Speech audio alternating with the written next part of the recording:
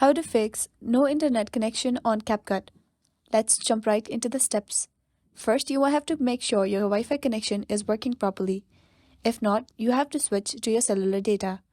And if not, then you have to open aeroplane mode and turn it off after 3 seconds. That might help you fix the problem.